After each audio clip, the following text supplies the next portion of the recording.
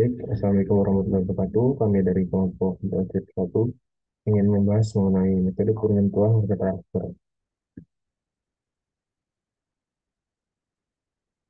Sebelumnya, perkenalkan anggota kami yang pertama itu ada Irma, lalu ada Adriana Galukadita, lalu ada Bugi Salaman dan Sinta Nur Afifah. Ini saya akan membahas mengenai apa itu transfer pricing. Definisi transfer pricing merupakan harga transfer yang ditetapkan oleh wajib pajak pada saat menjual, membeli, atau membagi sumber daya dengan afiliasinya. Praktik transfer pricing bertujuan untuk melakukan penghindaran pajak akan sangat merugikan bagi penerimaan pajak suatu negara karena potensi penerimaan pajak yang seharusnya diperoleh menjadi hilang. Untuk metode yang pertama, yaitu ada metode perbandingan harga tertentu. Metode ini memperlakukan perbandingan harga transaksi dari pihak yang ada hubungan istimewa dengan harga transaksi barang sejenis dengan pihak yang tidak memiliki hubungan istimewa. Dapat dikatakan, metode ini merupakan metode paling akurat, tapi masih sering menjadi permasalahan karena harus mencari barang yang benar-benar sejenis. Untuk contoh kasusnya, PT GGN yang memproduksi produk M menjual 1.000 unit produk tersebut kepada GGN Ltd, distributor yang berkedudukan di negara Z dengan harga 140 US dollar per unit pada tahun 2010. PT GGN juga menjual 1.000 unit produk M ke distributor independen di negara Z dengan harga 150 US dollar per unit. Biaya insurans dan fake sebesar 5 USD dolar per unit. Diketahui bahwa GGN Corp memiliki kepemilikan 95% atas PT GGN dan 60% atas GGN Ltd. Untuk tahun 2010, PT GGN sedang dilakukan pemeriksaan oleh KPP GGY. Penyelesaiannya di sini melihat pada GGN Ltd dapat 1.000 unit sehingga hasilnya yaitu sebesar 140.000 US dollar pada pihak independen 1.000 unit dikali dengan 140 US dollar hasilnya 150.000 US dollar sehingga total penjualannya itu 290.000 US dollar. Lalu untuk HPP-nya itu 2.000 unit dikali 125 US dollar sehingga total menjadi 250.000 US dollar. Lalu di sini adalah bahan kotornya sebesar 40.000 US dollar, biaya operasinya 33.000 US dollar sehingga laba rugi bersih usahanya itu 7.000 US dollar atau 2,4%. Untuk perhitungan harga wajarnya bisa dilihat di sini untuk harga pembanding independen yaitu 150.000 US dollar. Untuk penyelesaiannya itu 5 US dollar dan harga wajarnya 145 US dollar. Harga jual ke GGN Ltd-nya yaitu 140 US dollar sehingga penyesuaian atas harga jual per unit ke GGN Ltd. Metode harga penjualan kembali sebesar 5 US dollar. Baik, yang selanjutnya saya akan menjelaskan tentang Resale Price Method atau RPM. Metode harga penjualan kembali atau Resale Price Method atau RPM adalah salah satu metode yang digunakan dalam penentuan harga transfer antara perusahaan yang terkait dalam hubungan afiliasi. Metode ini mengacu pada harga penjualan kembali barang atau jasa yang ditransfer dari perusahaan afiliasi kepada perusahaan lain dalam rantai distribusi atau pemasaran. Nah, metode RPM ini digunakan untuk memastikan bahwa perusahaan dalam hubungan afiliasi yang tidak mengalami kerugian ataupun keuntungan yang tidak wajar melalui harga transfer. Dengan mengacu pada margin laba yang wajar, metode ini dapat membantu menghindari potensi penyalahgunaan harga transfer dalam rangka memindahkan keuntungan antara perusahaan afiliasi. Nah, salah satu contoh kasus nyata perusahaan yang menerapkan metode harga penjualan kembali adalah Google Airline Holding.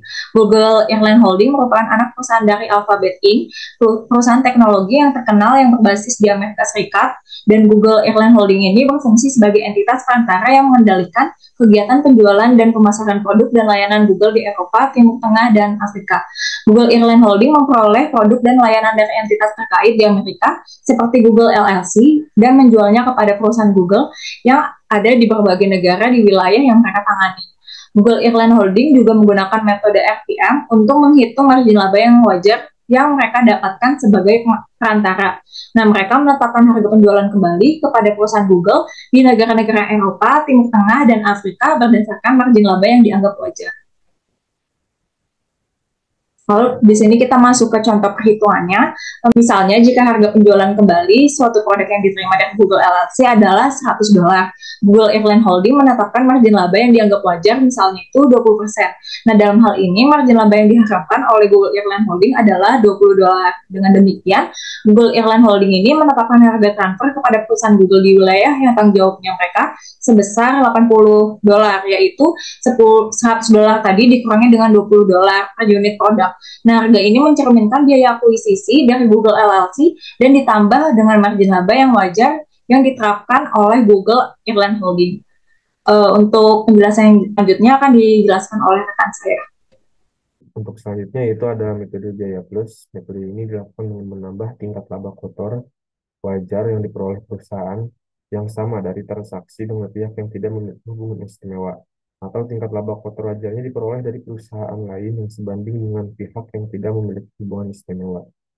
Untuk contoh kasusnya, KLM Corp adalah perusahaan holding yang berkedudukan di negara A. KLM Corp merupakan perusahaan multinasional yang menguasai 100% saham di PT KLM Manufaktur yang berkedudukan di Indonesia dan juga menguasai 80% saham KLM Ltd, yang dimana distributor yang berkedudukan di negara C. Pada tahun pajak 2010, PT KLM ini memproduksi dua jenis produk yang diberi kode PX100 dan PZ200.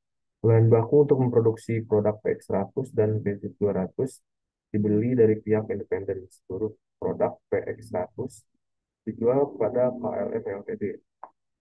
Sedangkan produk PZ200 dijual kepada distributor independen yang kedudukan di negara D. PT KLM menjual PZ200 dengan harga, sorry dit, ulangi lagi ya,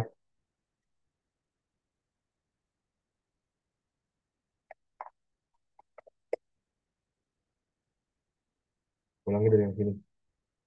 Baik, selanjutnya yaitu ada metode biaya plus. Metode ini dilakukan dengan menambah tingkat laba kotor wajar yang diperoleh perusahaan yang sama dari transaksi dengan pihak yang tidak memiliki hubungan istimewa, atau tingkat laba kotor wajarnya diperoleh dari perusahaan lain yang sebanding dengan pihak yang tidak memiliki hubungan istimewa.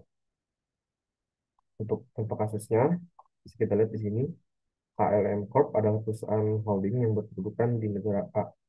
KLM Corp merupakan perusahaan multinasional yang menguasai 100% saham di PT KLM Manufaktur yang berkedudukan di Indonesia dan juga menguasai 80% saham KLM Ltd, distributor yang berkedudukan di negara C. Pada tahun pajak 2010, PT KLM memproduksi dua jenis produk yang diberi kode PX100 dan PZ200.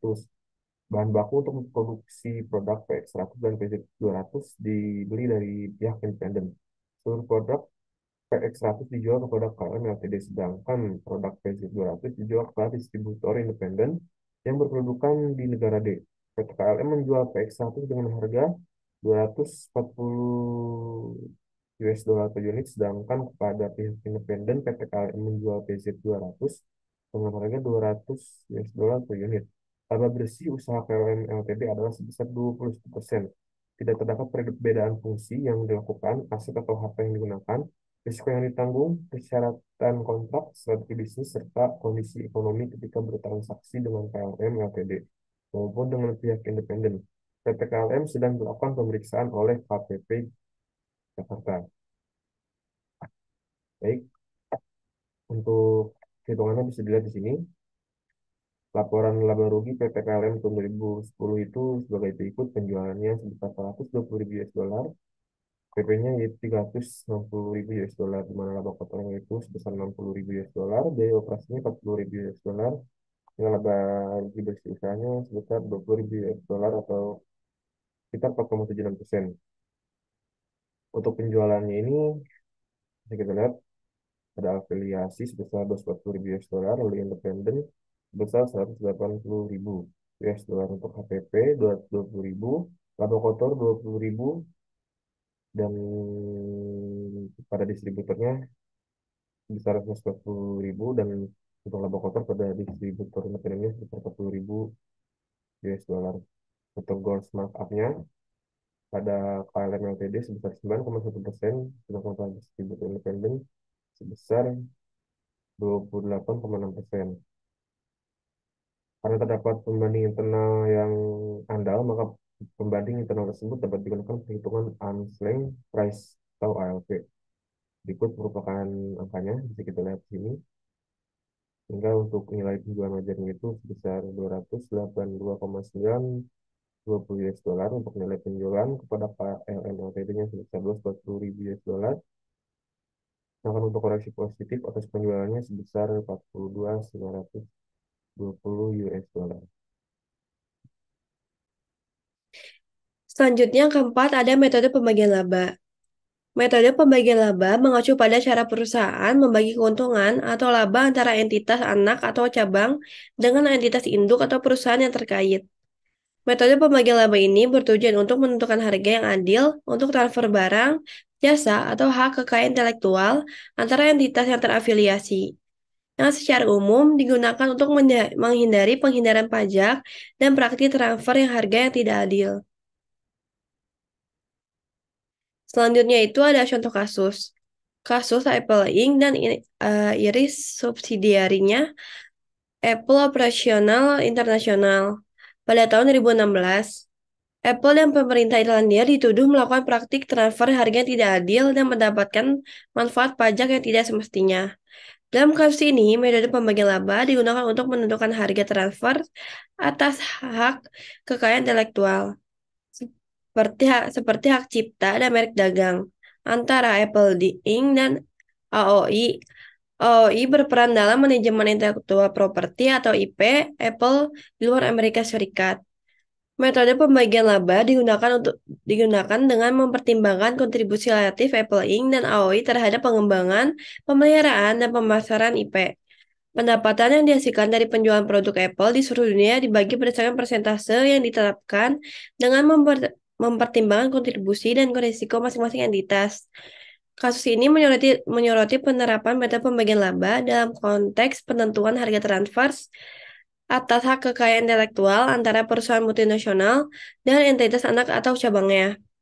Namun, penting untuk dicatat bahwa kasus ini memiliki aspek hukum dan perpajakan yang kompleks, dan hasilnya dapat berbeda-beda tergantung pada interpretasi hukum dan regulasi yang berlaku. Selanjutnya itu ada contoh perhitungan.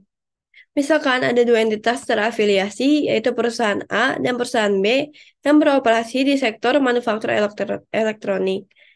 Perusahaan A berlokasi di negara A dan bertanggung jawab atas risiko pemasaran dan penjualan produk, sementara perusahaan B berlokasi di negara B dan bertanggung jawab atas risiko produksi dan pengiriman produk. Langkah pertama itu menghitung laba kotor dan bersih.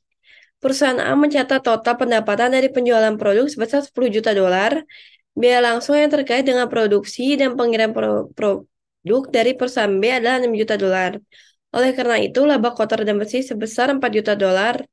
Jadi, 10 juta dikurang 6 juta dolar. Langkah kedua itu menghitung laba bersih relatif. Untuk menentukan kontribusi relatif masing-masing entitas, kita dapat mempertimbangkan faktor seperti aset yang digunakan, tenaga kerja, risiko, dan teknologi yang dikeluarkan. Misalkan, perusahaan A berkontribusi sebesar 60% dan perusahaan B berkontribusi sebesar 40%.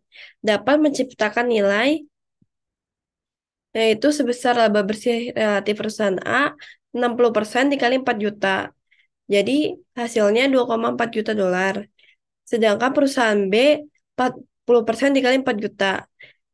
Jadi hasilnya itu 1,6 juta dolar. Selanjutnya langkah ketiga itu pembagian laba. Langkah ini, laba bersih relatif masing-masing entitas digunakan sebagai dasar untuk membagi laba secara adil. Perusahaan A akan mendapat laba sebesar 4,juta dan perusahaan B akan menerima laba sebesar 1,6 juta. Dengan metode pembagian laba ini, keuntungan atau laba yang dihasilkan dari transaksi antara perusahaan A dan perusahaan B dibagi berdasarkan kontribusi relatif dan risiko masing-masing entitas. Hal ini memastikan bahwa laba yang diperoleh dari transaksi tersebut didistribusikan secara adil berdasarkan peran dan kontribusi nyata yang diberikan oleh masing-masing entitas. Next. Yang kelima ada metode laba bersih transaksional. Mana metode ini adalah metode penentuan harga transfer yang menggunakan indikator laba transaksi independen yang sebanding untuk menentukan laba bersih usaha transaksi afiliasi.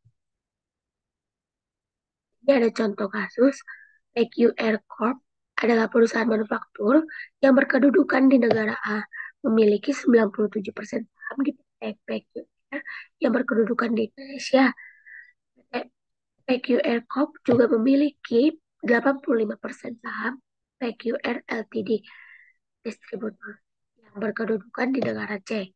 Di tahun 2010, PT PQR menjual 100% produk kepada PQR Ltd dengan harga 450 per unit, di mana laba bersih usaha PQR Ltd adalah sebesar 10% untuk tahun pajak 2010.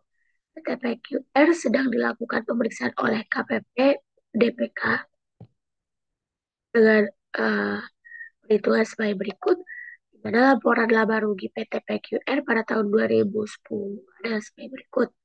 Untuk penjualan sebesar 450.000 US dollar, harga pokok penjualan 300.000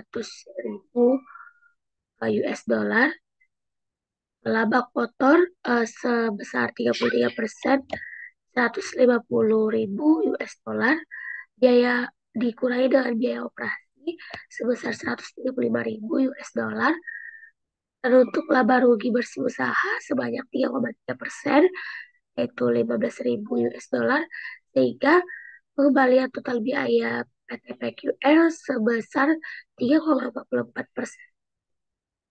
Pencarian pembanding dapat dilakukan pada komersial database, di mana kandidat pembanding yang diperoleh dari komersial database adalah 25 perusahaan.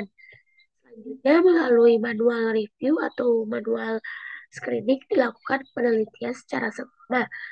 Terdapat 16 perusahaan yang tidak sebanding dengan PT PQR, sehingga diperoleh 9 perusahaan pembanding yang reliable. Rasio net markup 9 perusahaan pembanding tersebut adalah 6,71%, 6,85%, 6,95%, 7,91%, dan 7,31%. Untuk perhitungan arts plan price-nya atau ALP, di mana total cost ditambah net markup dikali total cost. Nah, untuk total cost-nya sebesar 35.000 US dollar ditambah dengan net markup-nya sebesar 3,31% dikali total cost-nya 435.000 US dollar, sehingga didapatkan 435.000 US dollar ditambah 31.798 US dollar. Dan total total ALP-nya yaitu 466.798 US dollar. Di mana untuk nilai penjualan wajar pembanding untuk kuartal 2 perhitungannya dikurangi dengan nilai penjualan PT PGR sebesar 450.000 US dollar, sehingga dapatkan metode pembagian labanya sebanyak 16.798 US dollar. Presentasi dari kelompok kami kurang lebih. Wabillahi taufiq wal hidayah. Wassalamualaikum warahmatullahi wabarakatuh.